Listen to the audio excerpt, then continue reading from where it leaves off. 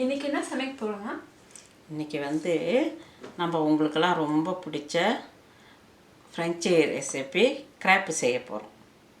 வாங்க எப்படி செய்யறது நம்ம பார்க்கலாமா? இப்போ கிரேப்புக்கு வேண்டிய பொருள்கள் என்னான்ட்டு நான் சொல்கிறேங்க. 4 முட்டை, 250 கிராம் மைதா மாவு, இந்த கரண்டியில் வந்து சூப் கரண்டி 2 கரண்டியில் வந்து நாங்கள் சர்க்கரை எடுத்து வச்சுக்கலாம், நாட்டு சர்க்கரை. இதால் 2 கரண்டின்னு வச்சுக்கலாம். இது வந்து 50 கிராம் வந்து வனி வந்து சர்க்கரை, வனி சர்க்கரை, 1/2 லிட்ரு வந்து பால், 50 கிராம் வந்து வெண்ணெய். இப்போ இன்றைக்கி நாங்கள் இது கூட வந்து பழம் போட்டு செய்ய போகிறோம். எங்கள் வீட்டு பிள்ளைங்க பழம் போட்டால் விரும்பி சாப்பிடுவாங்க, அதனால் நான் பழம் கலந்துக்கிறேன். அதுக்கு அன்னாச்சி பழம் கொஞ்சமும் 2 ஆப்பிளையும் நான் எடுத்து வச்சுக்கிறேன். இதை இப்போ எப்படி செய்கிறதுன்னு நம்ம பார்ப்போங்க.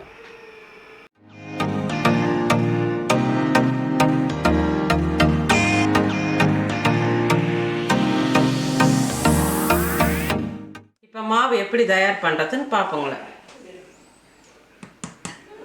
முதல்ல முட்டையை வந்து போட்டுக்கணும்.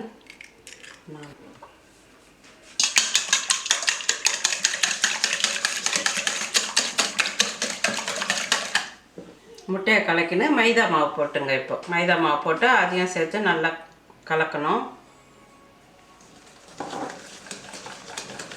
நல்லா கலக்கினே இருக்கோம்ல, கொஞ்சம் கொஞ்சமாக பாலும் சேர்த்துங்க. இதில்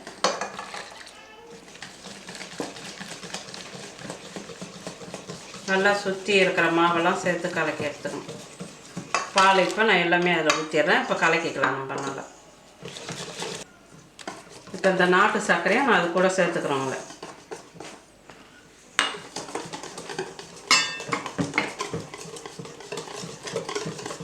இப்போ இந்த வனியும் அதில் கலந்துக்கிட்டோம்.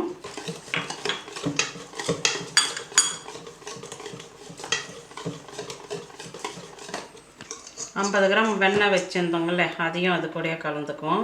நல்லா இப்போ வந்து கலக்கிக்கணும். நல்லா கலந்தாச்சு. இப்போ நல்லா கலக்கிக்கணும். இப்போ பாருங்கள், மாவு நம்ம நல்லா கலக்கியாச்சு. நம்ம கரண்டியில் எடுத்தோம்னா இப்படி வரணும் மாவு. இந்த பதத்துக்கு நல்லா கலக்கி வச்சுக்கணும்னு வச்சுக்கோங்க. கலக்க நம்ம எடுத்து வச்சுருந்தா 2 பழமும் நான் அந்த மாதிரி நல்லா பொடியை நறுக்கிக்கினேன். இப்போ இதை வந்து நம்ம வானலில் வதக்கிட்டு நம்ம எப்படி வந்து கிரேப்பு செய்யலான்ட்டு பார்க்கலாமாங்க. நாங்கள் இப்போ அடுப்பு பற்ற வச்சுட்டு ஒரு வானல் வச்சு கொஞ்சமாக வெண்ணெய் அதில் போட்டுக்கணும். பழம் வதக்கிறதுக்கு கொஞ்சமாக. இப்போ நம்ம வெட்டி வச்சுருந்த ஆப்பிள் போடுறோம். ஆப்பிள் போட்டு அது கூடயே அன்னாச்சி பழமும் அது கூட நம்ம கலந்துக்கணும். ரெண்டும் வந்து கொஞ்சம் வதங்குற அளவுக்கு காற்று இருக்கு. இப்போ இதுக்கு நம்ம கொஞ்சமாக வந்து கொஞ்சம் சர்க்கரை கலந்துக்கும். பழத்தில் வந்து அன்னாச்சி பழம் போட்டனால கொஞ்சம் புளிப்பு தன்மை இருக்கும். அதை எடுக்கிறதுக்கு கொஞ்சோண்டு பாருங்கள், இந்த கரண்டியில் இந்த அளவுக்கு சர்க்கரை போட்டால் போதும். இந்த கரண்டில் பாதி அளவுக்கு தான் நம்ம போட்டுக்கிறோம். இப்போ அந்த சர்க்கரை கரைஞ்சதும் நம்ம அந்த பழத்தை எடுத்து வச்சுட்டு கிரேப்பு எப்படி சொல்கிறதுன்னு பார்ப்போம். இப்போ பார்த்திங்களா, தண்ணி எல்லாம் நம்ம போட்ட சர்க்கரையில் அந்த தண்ணி எல்லாம் நல்லா இழுத்துக்கின்னு நல்லா வந்துடுச்சு பாருங்கள். அவ்வளோதாங்க பழம் பாதம். இப்போ நம்ம கடாய் வச்சிட்டோம். இப்போ ஒரு கரண்டி மாவு எடுத்து இப்படி நடுவில் வச்சு அந்த கரண்டியை வச்சு நம்ம தோசை தேய்க்கிற மாதிரி தேய்க்கக்கூடாது. இந்த வான் கைப்பிடியை பிடிச்சி இப்படி இதிலே நம்ம ரவுண்டாக அப்படி சுற்றணும். அழகாக ரவுண்டாகிடுச்சு பாருங்கள். இப்போ வேணும்னா கொஞ்சோண்டு வெண்ணெய் எடுத்து இப்படி நம்ம ஓரத்தில் மட்டும் அப்படி வச்சுக்கலாம். வேணும்னா செய்யலாம், வேணான்னாக்கா அப்படி விட்டுடலாம்.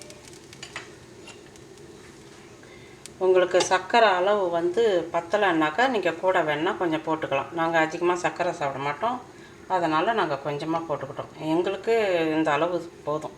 இப்போ பார்த்திங்களா, அழகாக ஓரத்தில் செவந்து வந்துடுச்சுங்களா. இப்போ வந்து நம்ம அந்த பக்கம் திருப்பி போடுறோம்.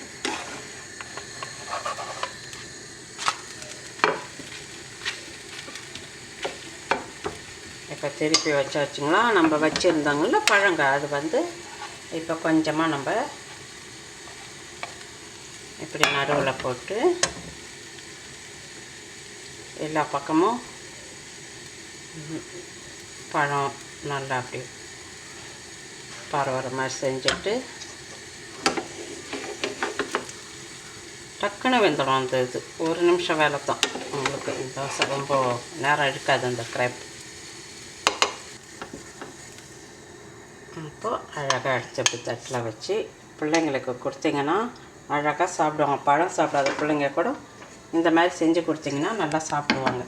இதில் நம்ம வேணும்னா சாக்லேட் கூட பிள்ளைங்களுக்கு தடவி கொடுக்கலாம். சாக்லேட்டு உங்களுக்கு விருப்பப்பட்ட மாதிரி வேறு இன்னும் பழங்க கூட அது கூட நீங்கள் சேர்த்துக்கலாம். சாப்பிட்டாக்கா ரொம்ப நல்லாயிருக்கும். வாங்கம்மா, நமக்கு பிடிச்ச கிரேப்பு ரெடி ஆகி போச்சு. குத்தே பண்ணி பார்த்துட்டு எப்படி இருக்குன்னு சொல்லுங்கள்.